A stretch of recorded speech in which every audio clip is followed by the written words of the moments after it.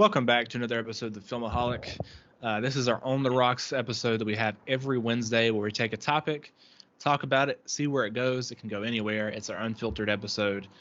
So this week on the Rocks, the topic that we have is a broad one, and that is A24, one of our favorite studios. At least I know it's one of my favorite studios. I don't want to speak for you here. It is my favorite overall. Okay. I'm not going to declare that yet. Well, as of right now, maybe I have to really think about it before I make a decision on that. But it's definitely one of my favorites. I know. Little story here. We did that whiskey Pepto-Bismol challenge for First Reformed. You're welcome. Now a couple years ago, and we did that, and we won stuff from the company. We won like both won a sweatshirt, lighter, some stickers, little other cool things. You are really into their merchandise. I would have more if it wasn't as expensive as it was. Right. Like that's why I don't have any. I remember I sent you that text of the picture of the Uncut Gems shirt. Yeah. Oh man, getting this $75. Never mind. I won't. Not for me. I have the hoodie which we got for free, and then I did buy their hat. But you don't wear hats, so I wouldn't expect you to buy it. No, they don't fit my head. I should have wore it. Oh man. Every time I see a hat, I try it on that I like, and then I'm like, it's not gonna happen. Nah, it's a no for me, dog. I wish I had gotten some of their I would like to have some of their mugs. I forgot about my mugs. Yeah. It's on. And if you have any you don't want, I'll take them off your hands. But I got the scratch garbage you can have. Yeah, I'll take them. But in general, like as far as me going buying mugs, I have so many mugs now. It's like I'm running out of space. Yeah. I got them up there. I'm getting lucky with the trio packs right now. No duplicates yet. Not yet. But I don't know, have 12 probably. Maybe more. More coffee than I can ever drink. But you're going to display them, right? Yeah, eventually. Okay. So, but yeah, I mean, I wish I got some of their Disaster Artist merch. If you really like a film and it comes out, then I would recommend checking out their merch and getting it because it sells out quickly. But they don't bring it back. No, they don't. No. I would like to have some stuff from the Disaster Artist. But where do you want to begin on this conversation about the company? I guess we're both on our marathon right now. Yeah. I told you I just finished Mississippi Grind, so I got to start Room tomorrow. Give a little backstory here. It looks like three guys: Daniel Katz, David Finkel, and John Hodges were the founders of this company. Yeah. And it was originally called A24 Films, and then in 2016 they just shortened it to A24. They've also entered deals in late 2013 with DirecTV, Cinema, and Amazon Prime. Yeah, I noticed that with DirecTV when I watched the older ones. Yeah. I think I'm at the point where they're kind of done with that now, unless it comes back up. Spoiler: a lot of their DirecTV stuff is weaker. Well, I think that I've found. Not that they're all bad, but they're the first film that they ever put out was A Glimpse Inside the Mind of Charles Swan III, which was a terrible start. And then following that, it was Ginger and Rosa. Yep. Also, not very good. And this was. It says on Wikipedia here 2013. It was 2012. They were founded on August 20th, 2012. And then I guess those films were made in 2012 and maybe came out in 2013. I thought Charles Swan III came out in 2012, but I don't know. It says on here the company's growth started with the release of Spring Breakers, and I know, like you said, with our marathon. If you guys haven't checked out our most recent episode of Freeport, we talk about Spring Breakers, and we're going to be doing a series of Freeport episodes where we take an an A24 film, because like you were saying, we're on our marathon where we're going through their filmography and watching. I'm going through their filmography. You're cheating. I'm jumping around because I've seen. I'm not watching the ones I've already seen as I go through them. That's a marathon. I'm watching all the ones I haven't seen so that I can be done with it and be like, hey, I've watched all these movies, and then I can go back. After I do that, I'm going to go back and watch ones that I've already seen before. That I like. Yeah. Except for the ones free-pour. Like, there are some on here that I am not a big fan of, like The Witch, for an example. But I've only seen it once. We're gonna do an episode on free-pour for The Witch. So when we get to that week that we do The Witch, I am gonna go back and revisit it. Sarah's a bigger fan of that film than I am. But you were also a fan of The Lighthouse, which has the same director. But it had a lot of Greek mythology and stuff I liked, so The Witch doesn't have that, I don't think. And we'll see. I like Anna Taylor-Joy. Yeah. So, I mean, maybe I like the movie if I like his directing and her performance. But I got a few to go for. I'm almost there, though. Yeah. But yeah, it is a marathon. I have to pace myself. There's a lot of stamina involved getting through these movies. Yeah. Trying to get through the list of their filmography here, so we can just like briefly run down and talk about these. So we had The Glimpse Inside the Mind of Charles Swan III, Ginger and Rosa, Spring Breakers, which if you want to hear our thoughts on Spring Breakers, go back and watch our episode of Free Pour from last week. And then they came out with The Bling Ring in summer of 2013. Yep. Another film that I think it was one of their. If you're looking at their early films, it was sort of successful. I remember it was actually in theaters. People went out and saw it because it. They made this one. They did. They had a push for it. Emma Watson's in it. Sofia Coppola directs it, I believe. Yeah. This is a film that I haven't watched since it came out. I wouldn't mind going back and revisiting, especially because it does have to do with Hollywood and stuff. I might be interested in revisiting it, but I don't remember liking it. So, and then after that, they had The Spectacular Now, which is a 5 out of 5 for me. Just watched it the other night.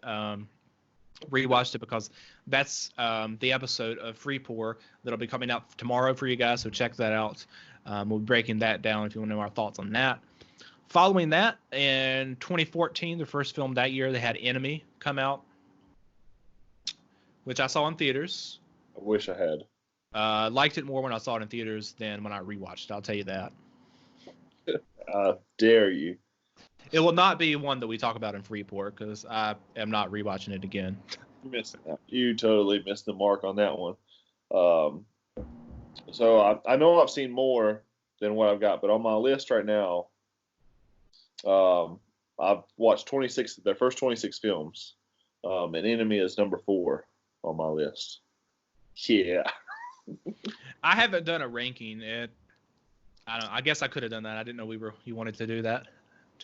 I just have my list because I had one before, but I was like, I'm deleting it. As I go through the movies, it'll be a fresh review. Because some of these I think I had The Bling Ring at like 1.5 stars. It went up to a 2 because I was just going off of memory. But that's what I was like. I'm gonna make a fresh list as I go through, and that way I'll have better ratings and actually can rank them. But as of right now, it's number 4. I don't expect it to be in the top 5, just because I remember some other movies that I know I like better than that. But it might make the top 10. Holy shit.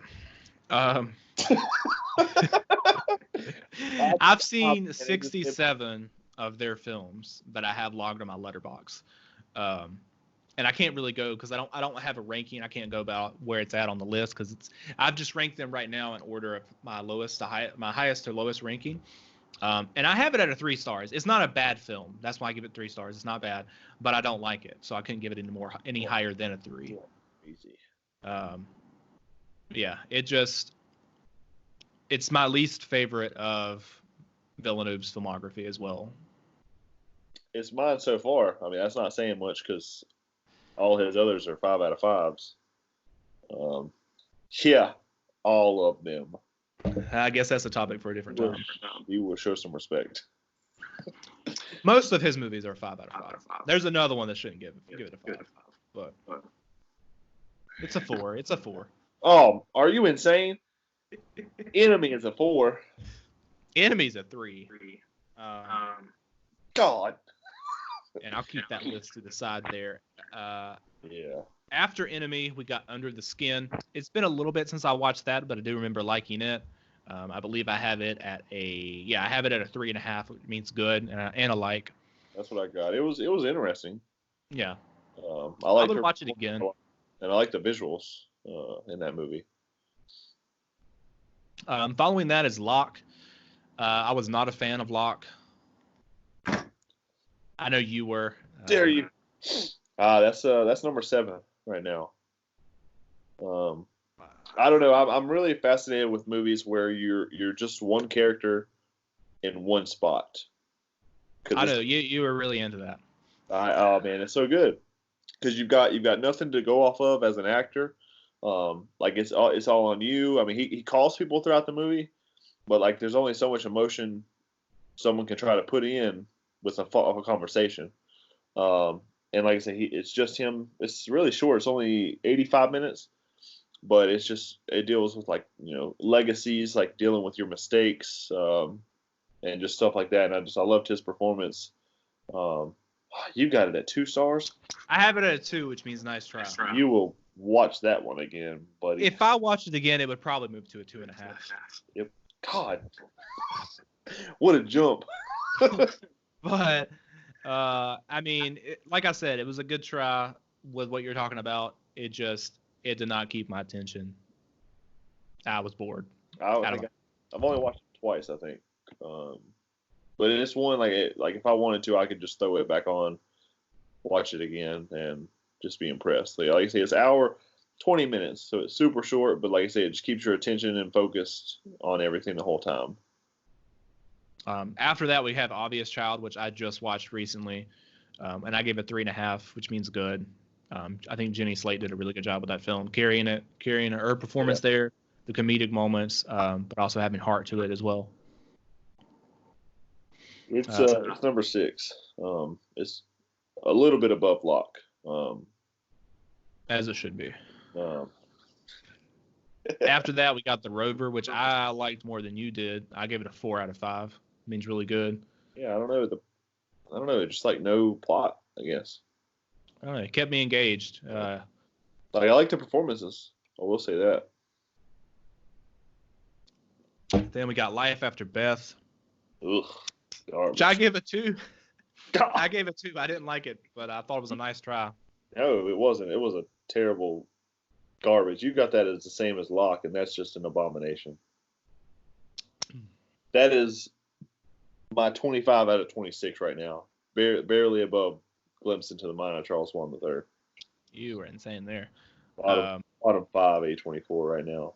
Ugh. And then we got The Captive. We're still in 2014. Then we got The Captive, which I liked more than other people that watched it apparently, because I think its reviews were pretty bad. Yeah, but, very bad.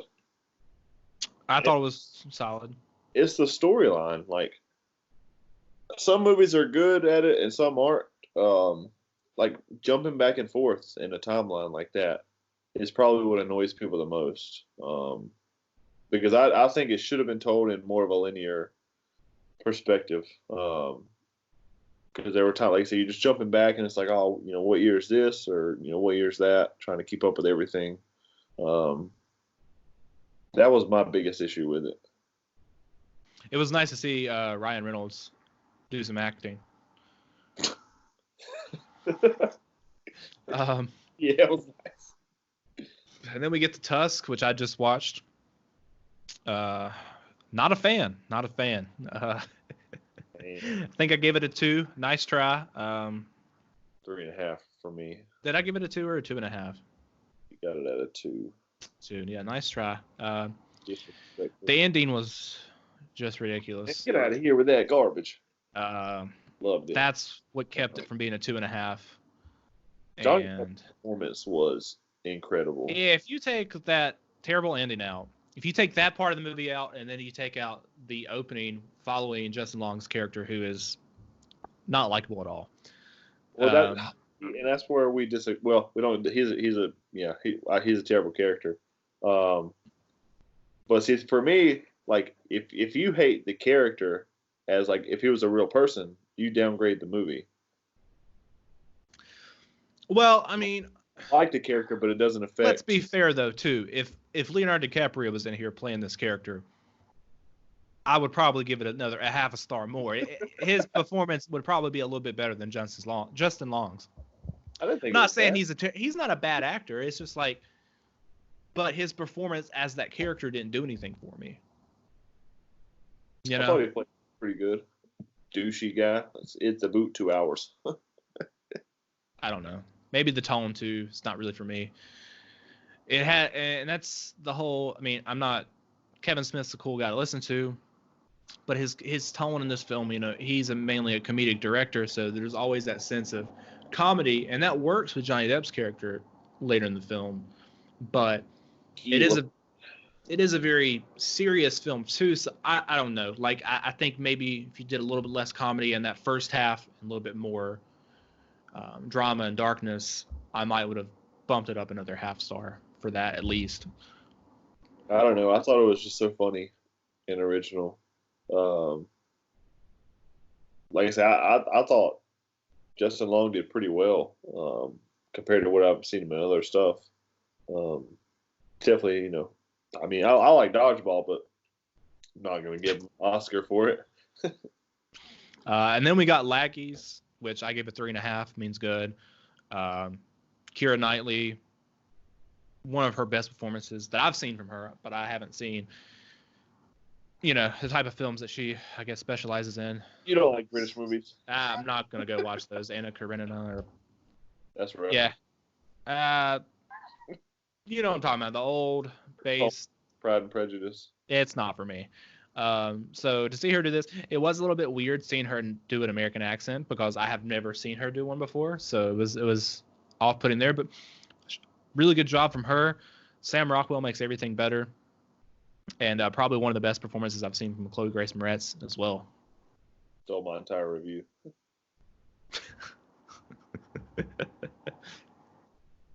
Yeah, I'd seen it before, and I remember most of it, but I don't know. It's a 3.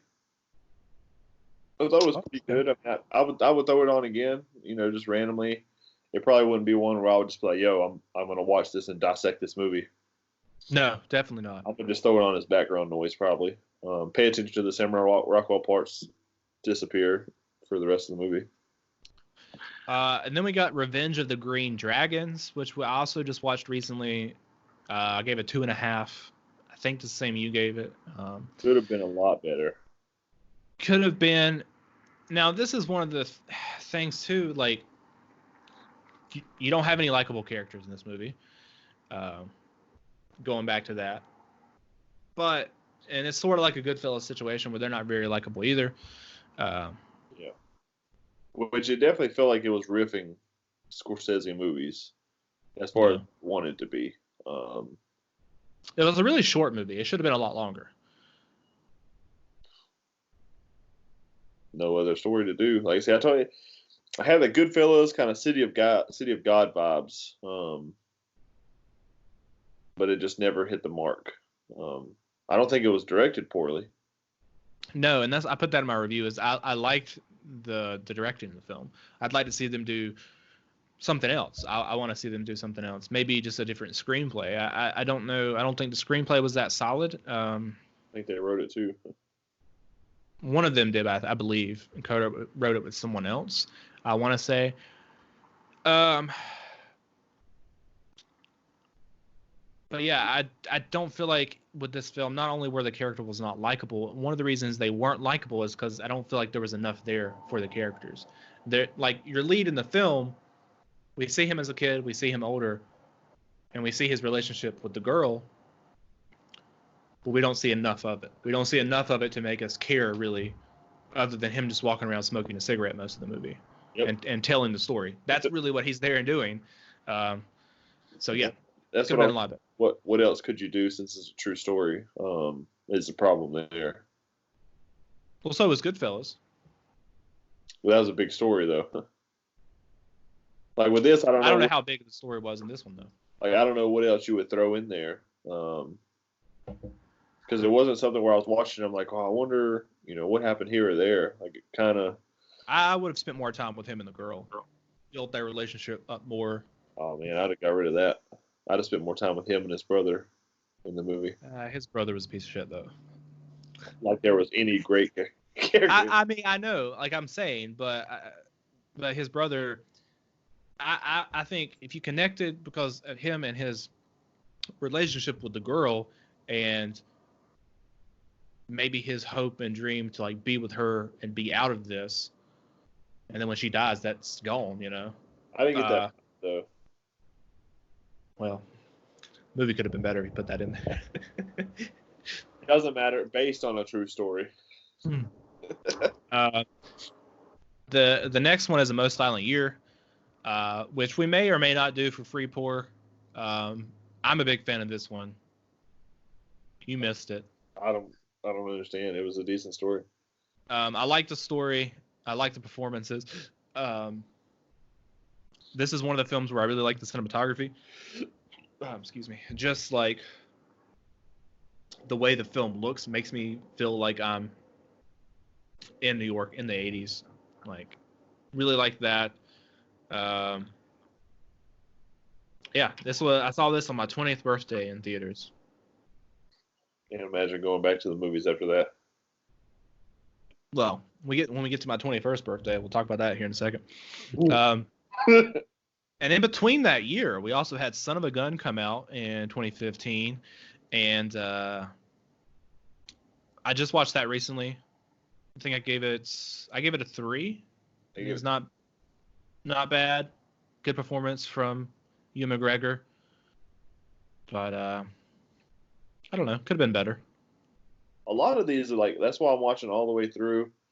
Revisit a lot of ones that I've seen before, and I want to see how I feel about them now. But then, like, before I watch it, some of these, like, I don't look at the reviews anymore. Because I just, oh man, this is going to be terrible. And I'll stop watching the marathon if I just keep up with that kind of mentality. Yeah. But I'll at least look, the cast and the poster too, which I don't know why, but like I'm like, I get vibes off the poster. Yeah, this looks like it'll be terrible. But that one, it surprised me. Like, it was entertaining. Like I say, I like the performances overall from everybody, really. But definitely Ewan McGregor, obviously, is going to steal the movie with that cast. Yeah. But yeah. And then after that, we have While We're Young. Once again, I'm a bigger fan than you are of that. Noah Baumbach. Not for me. Extremely good screenwriter. You're missing it.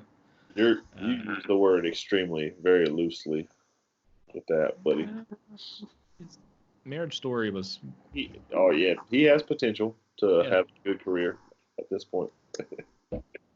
I mean, Marriage Story is a 5 out of 5, but his other films, I think, for the most part, the ones I've seen have all been the same, and that's a 3.5 for me, which means, good. But I think the screenplay is good for both of them. And then for the next film in 2015, we got Cut Bank, which we both also watched recently. I thought this movie was going to be garbage. It looked bad. Looking at it, the cast kind of, just the vibe, I feel like this was going to be one of those red box movies, and it might be. I definitely feel like this is one of the ones that went to DirecTV. But I liked it. I give it a 3 out of 5. Not bad. I had fun with it. Michael Stolberg was in there. Did a good job. Did an amazing job. And John Malkovich did a really good job as well. Yeah. I liked his subtle performances he got in that movie. Probably the best film I've seen from Liam Hemsworth. I don't ever remember any movies with him, so. Paranoia. Didn't watch it, dude. Harrison Ford is a bald guy. I ain't trying to see that. that poster's scary enough. Oh man, he was in it. Gary Oldman, Don't Air Force One reunion, and Richard Dreyfuss was in it. Don't ever shave your head.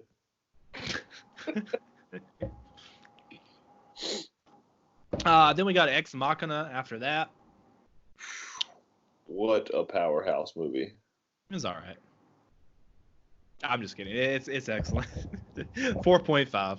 God, that's my number 3 Right now. We'll do a top 10 once I finish watching all of them. You'll rewatch all of them. I will rewatch the ones we're going to do videos for. After that, we got Slow West. I don't really remember much of Slow West. It's been a while since I watched it. I think I watched it in 2015. It's another one, like I say, I watched it before I rewatch it. If I wanted like some background noise, I could throw it on. I'd watch. There's like a few scenes in there I like, but like overall, it's like it's just mediocre, really. Doesn't dive into the characters enough. Like I say, extra 20-25 minutes would have helped it for me. After that, we got Barely Lethal, which I thought was just awful. Man, this script was garbage. I don't know who talks like that. It was like they took this idea for this Disney original film, but then tried to make an adult movie out of it, or coming of age, like a hard. Was this PG? I don't even remember if this was PG-13 or R. I feel like it was rated R, but I think it was. It just no. Which, by the way, that's the one downside of Letterboxd. It doesn't give you the rating. Yeah. So terrible. After that, we got Amy, which I don't have anything to say about because you should watch it. You should watch it. Then we got like when I just watched that one, and I just started listening to her music a little while ago. But it was just I thought like I don't know like what you remember. I remember her being like a big musician during like middle school. I feel like it was like 6th grade. Like I remember Rehab was the biggest song. You had Back to Black, but all her other stuff, I remember her being huge. And then I looked while I'm watching the movie. I looked up. She only had 2 albums, which surprised me. Like you were that big. Like I said in my review, if it portrayed her dad the way he was, then screw him. But he like say, I don't. That's my 5th favorite right now of their movies. It could have been better. I don't like documentaries that just do older footage, which is what this one did. It just shows older footage, and then when it has somebody in her life talking, it's just like a voiceover. I don't like that as much. I wish you would have showed actual interviews or whatever. Yeah. But that was it would have been higher if it wasn't for that. But it was definitely a deep look into her life. Kind of a tragic when she got her career. Very sad. After that, we have the end of the tour. It's been a while since I watched this one, but I do remember liking it quite a bit. I gave it a 4 out of 5, I think.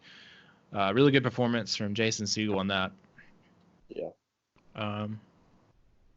Which I'm surprised they haven't brought back the director for any more movies. Has he directed anything else since that? The Circle. Oh, right. The next. Why? Yeah, that seems like an odd choice for him to direct after that too. I mean, I didn't watch The Circle. For good reason, from what I've seen on the reviews. But Spectacular Now was great. I really liked it in the tour. It both dealt with like addiction, I think. I can't remember. Was he end of tour? End of the tour, he was an alcoholic, or he drank a lot. It was more with like his he had depression. Okay. And that was like the part of the big thing in the end. Like there was rumors he was a heroin addict, which he denied. But that was like supposed to be the big part of the story. But it was more or less like him dealing Like it was depression he had problems with. And then I feel like the director, I think the director I was looking up that he also made a movie. It's called Smashed, which dealt with some issues as well before Spectacular. Now that was his other film. So yeah, I would like to see him do more dramas focused on things like that. Then we had Dark Places. We both watched recently. Both didn't care for it. You liked it a little bit more than I did. I gave it a 2. You gave it a 2.5. Just bored out of my mind. Just another one. The non-linear storyline just doesn't work for me. Yeah. Stop jumping back and forth. You should have showed everything that happened. Just did a jump. Then we got Mississippi Grind. You liked a little bit more than I did as well. I gave it a 3. You think you gave it a 3.5. Yeah, I just finished rewatching that today. Like I said, like to see Ryan Reynolds really act. Maybe he should do some more A24 films. Same directors that made Captain Marvel. Yep. Directed this. Ben Mendelsohn obviously being in both. I remember not liking the ending of the film. I don't remember too much about it, but I remember not liking the ending. I wish it had ended earlier. I didn't have a problem with the ending, but it was just, I don't know. It felt like 15 minutes earlier would have been a perfect spot to end it. Like when they're gambling, they do like a double or nothing. They built up this whole thing and then they roll the dice. I wish it would have ended right there. I agree. Let the audience decide whether you thought they won or not. But they didn't do that, so appreciate that. I think that's what took away the extra half star for me. Then we got Room, which is the film I mentioned that I watched on my 21st birthday. First legal drink that I bought out anywhere was a beer at the movie theater to watch this film. Oh, just you after. Extremely depressing movie. But one of their best films. I am not sure if we're going to do an episode of Freeport. It's like I'm going to have to be in the mood to watch this, which I don't know if you're ever in the mood to watch this movie. See, that doesn't affect me. So. I got to watch it tomorrow. That's my next one. It's a heavy one. I remember you got it at 4.5 or a 5. I have it at 5. Oh God. Excuse me. God. No, it ain't. No, it's not for me though. I got it at 4.5. Might move down to a 4. Not sure. I remember being very involved with it until she gets out. For me, at that point, it kind of just goes, a little bit off the rails. Didn't care for her dad. I don't think you're supposed to. Well, I mean, as like a character, not even just like him as a person. Like it was, I don't know, kind of annoying. Didn't care for her dad, but like I say, when she gets out, spoiler alert, she gets out. That's when it kind of just goes downhill for me. After that, you have Mojave. Not there. I watched it. That movie sucked. The next one's The Witch. Like I said, we're going to do a video on that when we get there. You haven't seen it yet? I have it at a 2.5 right now. I know a lot of people like this film. To me, it was just meh. I was expecting more of Black Phillip. I'll go ahead and tell you that than what actually happens in the film.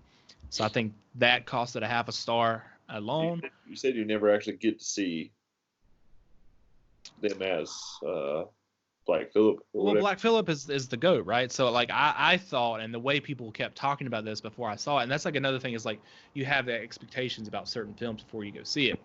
And so if I had seen this like opening night, and if I had seen this movie in theaters, I might feel differently too. But if I didn't know anything about it, maybe I'd like it more. But I expected him to show Black Phillip at the end of the movie, and for him to be pretty much like maybe standing up on his like back legs or something, and like, or see him talking or something, because I mean it's Satan.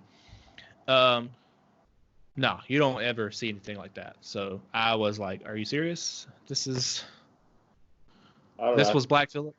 I should get to that. Well, like I say, I'm at Room right now, so that's where I'm at with my watch. I don't know. Maybe I would like to be finished with this by the end of April. for the entire watch altogether. I did just buy Uncut Gems. Yes. The next one after that, The Witch, is Remember, which you haven't got to yet, so I can't say too much about it. Other than I think this was one of the direct TV ones. I'm not sure, but I did like this one. It would have been higher rating if it wasn't for the cinematography, which felt like a TV show. Was weird, but really good performances in here for Christopher Plummer. And the twist at the end, you know. I mean, now I know there's a twist. I'm curious to know what you're going to think about it, but I can't talk too much about it. After that, we get to Krisha, another one you haven't seen, so I can't say too much about it other than the fact that this has really good reviews. So it's apparently good. It's apparently a good movie. You guys check it out. Let me know what you think. It's not for me. I give it a 1.5. I didn't think it was good. I thought it was bad. And that's star too. It's hard. What was that? So you took off half a star for a dog. So the dog gets shook. Well, if the rest of the movie I had loved, and because the dog doesn't die. Well, there's a fucking scene in this film where she's crying and she's like petting this dog, and she's like all over it, and the dog is like needs its space, and it's like it growls, and she's like, "Oh, don't growl at me," and she like does it again, and he growls again, and then she's like, "Don't growl at me," and like starts shaking the dog, and I'm like, "Oh, you bitch." I can't wait. But I mean, the filmmaking aspect of this movie is good, so maybe I should have gave it higher based on that. The camera movement's really good. He does a really good job directing, and this was a short film before it was a feature film. I'm sure the short was really good, but I don't think that it deserved to be a feature film. And I know you can talk about the storylines of redemption and like all this stuff dealing with her if you analyze the movie, or you just look, not even have to analyze it, you just look at what it means. But the movie itself, it just wasn't for me. And I'm curious to know how you're going to feel about it. After that, we get to the Adderall Diaries, another movie you haven't seen. I enjoyed it, but it wasn't fantastic. But I did like it. Then we get to Green Room. We both seen, both liked. Really like Green Room. I had to force you to watch that one. It was good. It was solid. I think I give it a 4 out of 5. That's what I got. And then we get The Lobster, which I just watched. And you loved this film. You gave it a 4.5. I got 4.5 right now. It'll probably go down to a 4. Man. Dude, I watched this in theaters and I was so excited for it, and it did not disappoint. 2.5 for me. Well, it's a 3 for you. Get out of here with that. You 2.5. dog issues. Okay, first of all, let me talk about the thing that real quick. I hate in films where they kill dogs, any kind of animal really, but mainly dogs. Yeah, donkey. Get a text about that. That I didn't like that opening scene, but that didn't cost it any. That did not cost it any stars. Okay, and it depends on how you go about it in the film. Okay, so take The Lobster for an example. The fact that she did kill the dog, which was his brother. Spoiler. So the fact that she did that, it was a good thing to have in the screenplay. It made sense for the story, and like a revenge angle of what happens after that with him turning her into the animal and all that. All of that worked. My problem with that is we know she killed the dog. She tells him. We see the blood on her leg. Yeah. All we needed in that scene was for him to go in the bathroom to see the blood on the sink and to his reaction. That's all I know. I can imagine. Like it, unfortunately, like what this bathroom looks like now, and the fact that his brother, who's a dog, is dead there and all that. I didn't need you to cut and show me the dog that has been kicked to death, and you hold the camera on it for like a good 5 seconds. It gets that emotional reaction out of you. No, it made me mad and turned cost it a half a star. No, I didn't need that. Takes away from the film. But that's why I give it a 2.5 instead of a 3, because the story was really good. It was really original, but like I said, I don't feel like it has a pulse. I know you like his movies in general more than I do. I think The Favorite's his best film. Get that cinematography. The cinematography of The Favorite, that's terrible. That cost to go to half star right there. It would have been a 4.5 if the cinematography was better. I loved it. Just walking around with a GoPro on somebody's head. Standing in the corners. Oh, God. Then we get another documentary, which we haven't seen, De Palma. I'll get to it. Then we get to Swiss Army Man, which I just watched. Have you seen that one yet? No. The next couple I haven't seen until we get to Morris from America. Watched the Swiss Army Man. I don't know. It wasn't for me. But I think I'll like it. I think you will. From the trailer, and I like Paul Dano a lot. Yeah. I hope I'll like it. I haven't seen Equals yet. I haven't seen Into the Forest or Morris from America, which I know you have. Yeah. Haven't seen the Sea of Trees, and I have seen American Honey, which have it a 3 or 3.5. Not bad. It's a well-directed film from what I remember. It's got Shia LaBeouf in there. I feel like it was too long. Could have been a little bit shorter. Nearly 3 hours. Yeah. But not a bad one. Then we get Moonlight, which is their big Oscar film here, A24. This movie won Best Picture for 2016. It's a 4.5 for me. I think it's excellent, but should have won Best Picture. But, congratulations to A24 for that.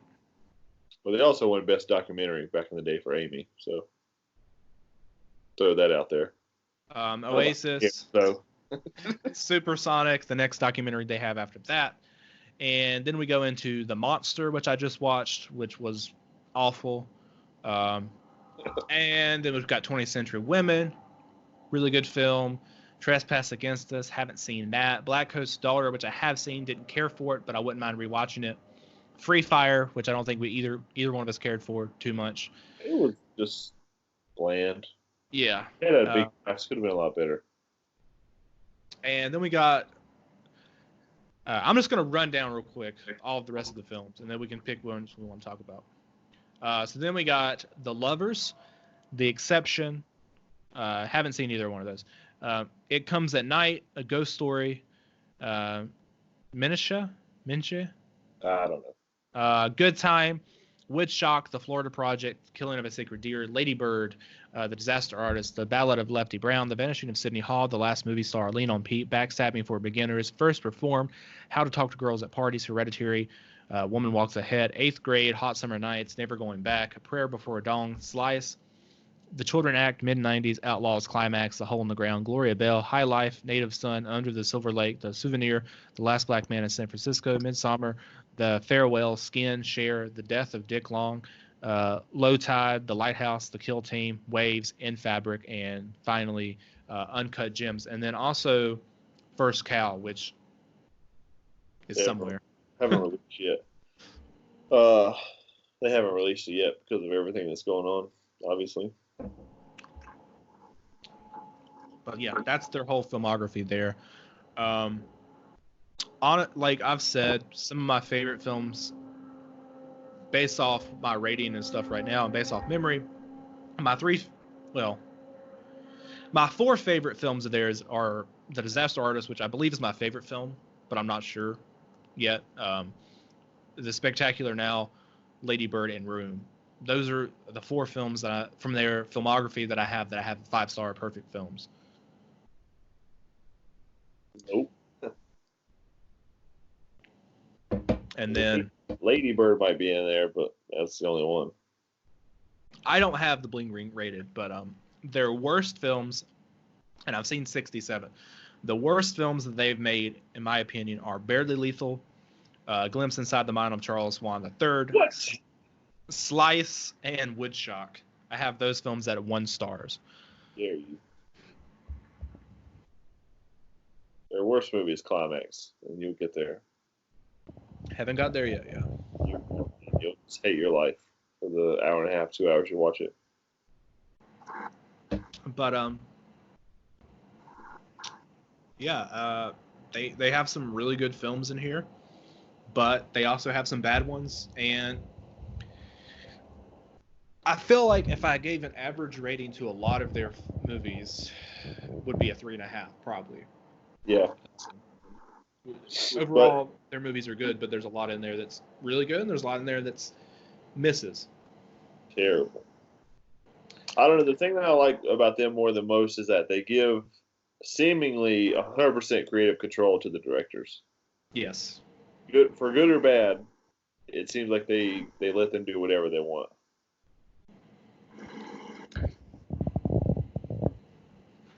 Yeah. I like that as well. It's very you don't have any. I mean, a lot of these are some of these are adaptations as well as original films. And I'm not saying this is bad based off other studios, because I love these movies, like, you know, the MCU and whatnot. But all of these are independent films. You know, people are talking about original content, original movies about that in today's world of cinema. A24 is a big studio that's pushing that right now. And like you said, them giving creative control to their filmmakers and letting them do whatever they want. Netflix is a good one too, based off giving people the chance to make whatever they want to make too, which I'm really happy about, because like even some of these, you know, and I recently thought about this with Netflix as well, which we could talk about at a different time based off their work, but with Horse Girl, their movie, which I want to say the guy who made Horse Girl also made something else that I recently watched. Jeff Deanna, Life After Beth. He also made Life After Beth. Never watched it now. You're not getting me. So I've seen 2 of his movies recently. But yeah, so they give these filmmakers who have potentially like these crazy ideas, or that, you know, in this case, I didn't like both of these movies that he made. Yeah, I never watched Horse Girl. But you know, they gave these filmmakers the chance to make these movies, and that's what I want to see happen, because like, you know, that makes me feel better. Like if I write something in the future, you know, like I could potentially get it made at a studio like this or Netflix, where they take chance on the filmmaker and say, hey, you know, like this is a film we're gonna give a chance on. We're gonna let, you know, where it's not like you're not gonna be able to take this movie. Like, let's look at some of the A24 stuff. Like I'm trying to think for an example. Slice, for an example, which that movie wasn't good, but they're not putting that in cinemas. And like, yeah, but you know, it had a life here at A24. People got to see it, for good or worse, you know, good or bad. I haven't seen it yet. It's really short too, isn't it? I believe so. It is 83 minutes. But you know, some of A24's films are huge. Obviously, Hereditary, Midsommar, they are successful because of how much talk they got. You know, how many people watch this movie and are like, it's so out there and it's so weird. It's a different type of horror film that people are used to right now. I remember, you know, I saw Hereditary opening night in theaters. I'm sorry. Which I hated it the first time I watched it. I have it at a 4 now. I think it's really good.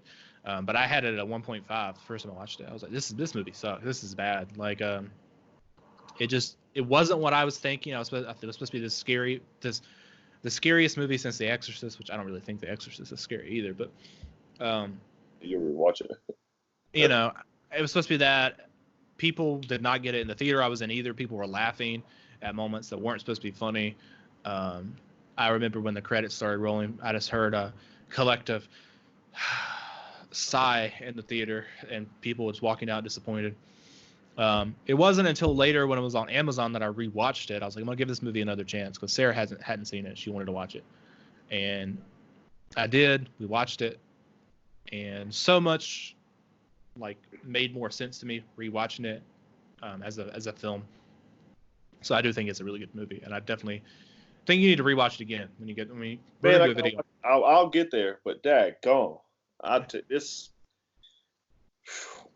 Man, it's just awful. I get so tired of the movie when I'm watching it. Like I remember the second time I watched it, I had to pause it, go do something for like 30 minutes, come back. I just bored out of my mind. God, man. I just don't care about any of these characters, any of the mythology you're creating here. I just count me out. Lady Bird and Spectacular Now. But it's better than that. Lady Bird and the Spectacular Now, both A24 films, and to me, the two best coming-of-age movies, honestly, in my opinion, of all time, but definitely since the 80s.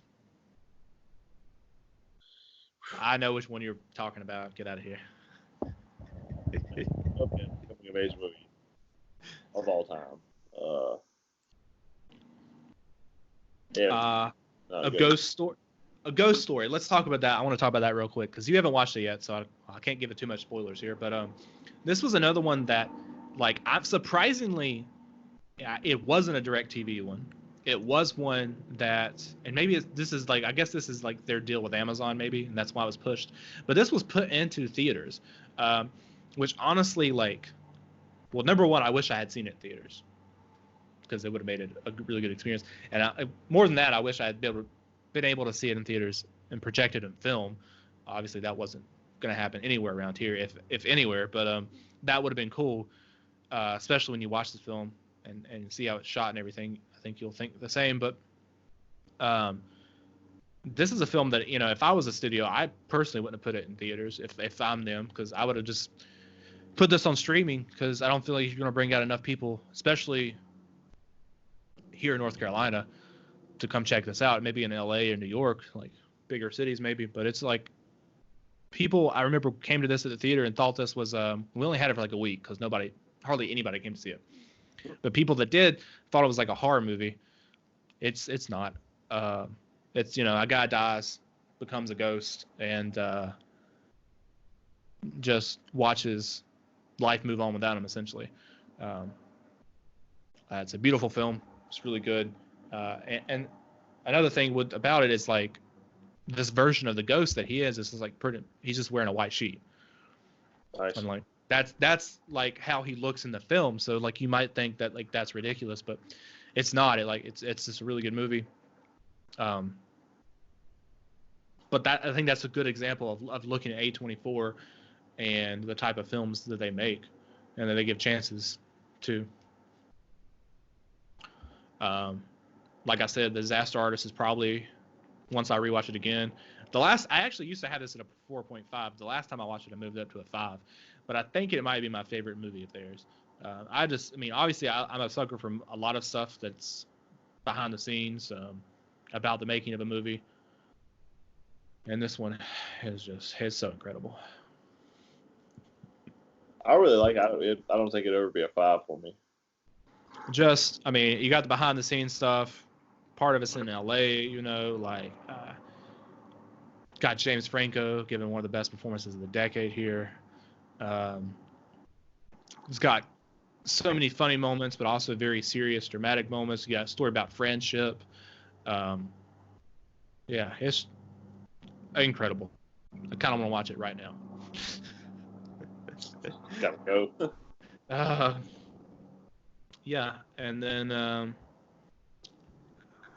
any of these other ones I want to mention here. Last Black Man in San Francisco, another solid one. I think I have it at a 3.5 right now, but it could move up if I rewatch it again, because it was really good too, and another independent film that I'm glad that someone gave a chance to and it got put out there. I know it's one that was put in theaters some places as well.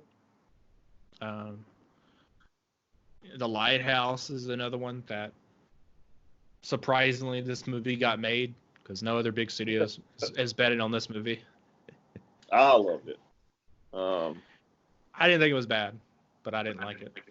I say it's got a lot of Greek mythology references here and there. Really love that. I love the cinematography. I know you said you just beat the seagull to death. Not for you. That's what I would have done. Well, I believe, and I could be wrong because it's been a bit since I watched the movie, but you know how you like that smaller aspect ratio for the Lighthouse? They do that with a Ghost Story as well. The whole time. Yeah. So I think you'll like that. First Reformed. Yeah, that movie sucked. No, yeah, First Reform, it's high up there too. I have it at a 4.5 right now. It's high up there. In my top 5, probably. It'll probably, yeah, I think it'll be my top 5. Over Spring Breakers? We'll see. Interesting. We'll see. I have to rewatch some of these. It hurt me kind of to move Spring Breakers down to a 4.5. As it should have. But I felt like I had to. I was like, honestly, it was spectacular. Now, I'm trying to be more cautious when I give these 5s out. When I gave Spectacular Now a 5, I almost gave it a 4.5. I thought about it. I almost did, but then I was like, no, fuck it. I'm going to give it a 5. Just do it, man. 4.5. That's what I gave it. You might as well. That's what. Because I mean, it's one of those films where like it came out, which I'm keeping it at a 5 right now. If I rewatch it again in the future, I might move to a 4.5. But it's one of those movies that when I watched it at the time, it was more impactful and connected to me more then because of my age than it does now. But it's still a great film. But that's what happens when you, I guess, get older and you move different things. One of the funniest movie scenes of all time. You're insane. I have no idea what the death of Dick Long is. I remember being advertised, but I don't think I watched the trailer. I was like, oh, I'll get to that someday because it's A24. And like the Kill Team, that wasn't in theaters. I have watched that on Amazon and didn't care for it. But I did watch Waves and Uncut Gems in cinemas last year. Waves last year that I watched in theaters. Last year I watched. That was last year. Yeah. I watched Midsommar, The Lighthouse, Waves, and Uncut Gems in theaters last year. I watched Climax, Gloria Bell, Midsommar, The Farewell, The Lighthouse, Waves, and Uncut Gems. Waves was not bad. Same director who made Krisha, by the way. This is a better film than Krisha, although I think they use the same filming location. This is a better film because there's more going on and there's more characters you're following, and there's actually it feels like a movie. And versus Krisha feels like a student film. That's just that's not for me. Like, it's great. That's why I'm saying it was better as a short film, because it's great, like showing what you can do as a filmmaker with the camera and with a character study. But as like a movie itself, like I just didn't think it worked. But The Waves I think was better. But ultimately, like, it's so hard to get through the first half of that movie. Yeah. Because you're following like ultimately nothing to do with your second half to me. Like, it's her still dealing with her brother or whatever, but it's like you could have done that without giving me that whole first half. I didn't need it. I mean, you could have really opened the movie with him killing that girl. Yeah. And then go from there, because really that's the impact of him doing that is all you get in the second half on her. Of course, you have the stuff with the dad in the baggage there, but ultimately, I feel like you didn't. Yeah, I like the second half. If the whole movie had been the second half, I would have liked it a lot more. It would have got a higher score from me. Uncut Gems. Now we disagree on this one. I do like the film. It's a 3.5. It means it's a good movie. 4.5. Not a 4.5. That's what I got. Yeah. 3.5. Good movie. Would have been higher. Would have been a 4 if they had not killed. This is a spoiler. If they had not killed Sandler at the end of the movie, it would have been a 4. What did you expect to happen? I hated the ending. What did you expect? Like, when you watch the trailer, all right, cool, you may not expect that, but throughout the whole movie, you've got to know this was about to happen. You keep pushing somebody's buttons. You get locked in a room, you tell me you ain't gonna kill that guy? Well, okay, so here's the thing, too. And, I mean, I don't know if I would have given it a 4 instead of a 3.5 if this had happened. When they got out of that room, if that had been was it brother-in-law? That was... I can't remember. They were related. I can't remember how they were. If it had been that guy... Sean, let me look at his name. Arno? Was that? Yeah. Yeah, it's Howard's brother-in-law in Long Shot. Arno. If Arno had been the one that killed him, I would have felt better about it. But he didn't want him dead. I know. But so who ends up killing him is, I guess, Phil. Yes. Arno's quick-tempered henchman is what it says on here. I hated that dude the whole movie. Like, this character sucked, or not anything to do with the actor, but like, I hated the character the whole movie, and just like how he was just fucking on Adam Sandler the whole movie. Hey, what do you expect? That's his job. Oh man, I could not. Pissed off the whole time when he was at the kids thing and everything, and the fact that he was the one that got the satisfaction of killing him at the end. He was the only one that wanted to kill him. Like, he told him a few times what was going to happen, and then you locked him in a room, sweating, hot as can be. What do you think is going to happen when you let this guy out? I would have let him out the other door. Yeah, you can go that way. You're not coming this way, bro. Well, I mean, you think you're all happy? Oh, I want all this money. Everything's cool. Nah. I'm not saying, like, logically that wouldn't have happened in the situation, but it's just murdered Adam Sandler. It's talking, like I've said before when I watch a movie, and this isn't all the time. It's not going to ruin the movie. It's not going to, like, necessarily make me unlike a film, but I like satisfying endings. And that doesn't mean the character needs to live. The character can die in the film and me still be satisfied, but it just depends on how it happens. And personally, when I watched this movie, like, I just wasn't a satisfying ending for me. I watched it and was like, just wasted my time with this character and this story to see him get killed by this dude who's been pissing me off the whole movie. Man, that's life, dude. He was the one coming to collect. He told him a few times, you know what's going to happen. I would have been unimpressed if it had been Arno, because you hadn't shown me that the entire movie that you felt like you would have killed him.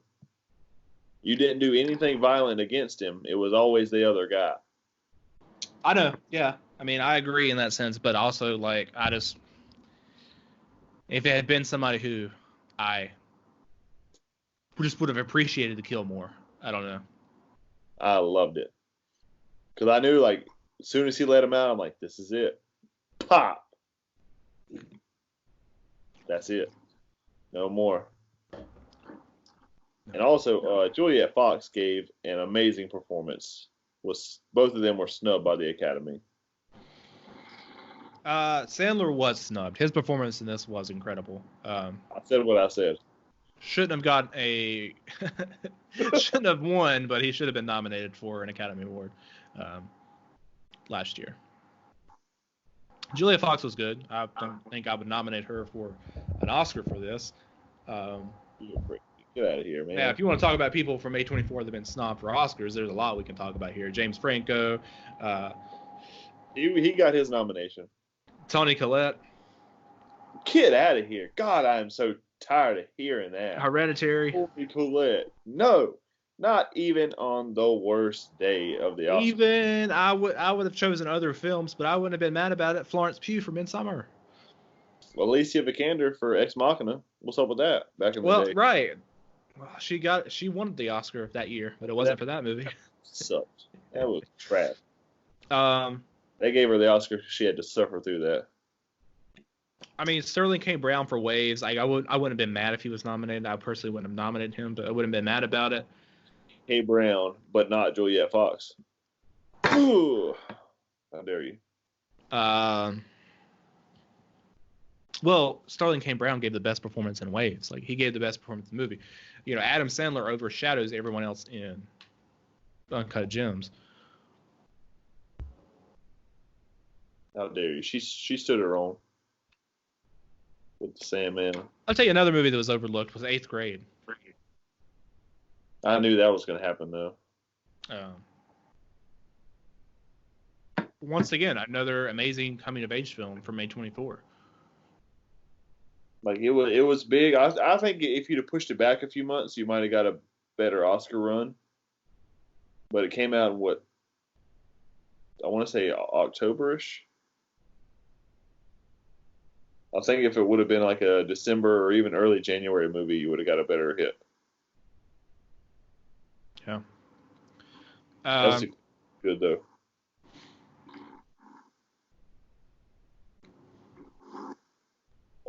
Even Spring Breakers, in a sense, is a coming of age movie. How dare that? But yeah, what do you have any other thoughts you want to add about A24? I look forward to everything. They also have a television division, television division now.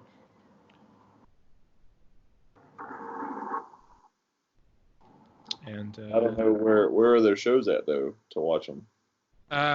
Euphoria is on HBO, I believe, and I'm not sure. I think a lot of their stuff is coming to HBO now. They might be having a deal with them.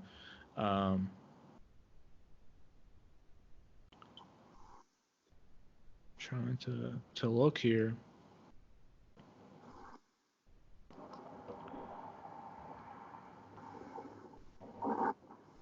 Also, Machina is their first foreign language film.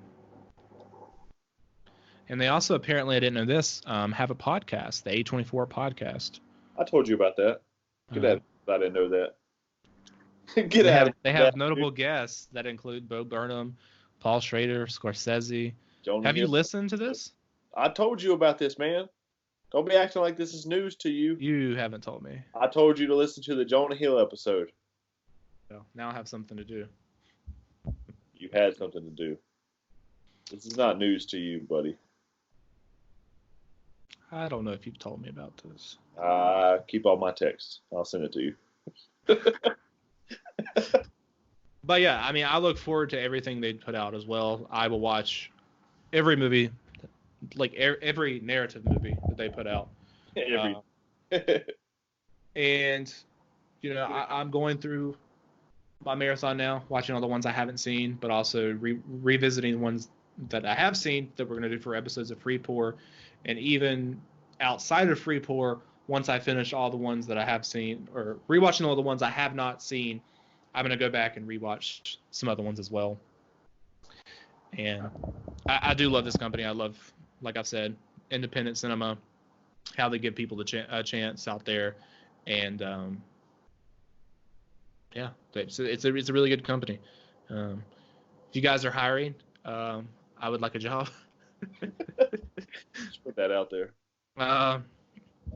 Yeah, definitely. Actually, I'm going to look into that, honestly. But yeah, I know you mentioned you would like to see them have a streaming service as well. I would. I think eventually that could be something they'd look into, and definitely should.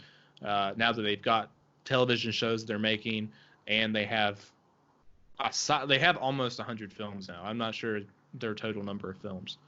I think Uncut Gems was what, 97? Something like that. I mean, they're up there. I've seen 67, and there's like probably a good amount that I haven't seen. Yeah. Maybe one day. All right, guys, that's our On the Rocks episode. We have this every Wednesday, so check back next Wednesday for an all new episode. I'm not sure what we're talking about yet, but we'll have something interesting. And don't forget to like this video and subscribe to the channel. We'll see you guys next time.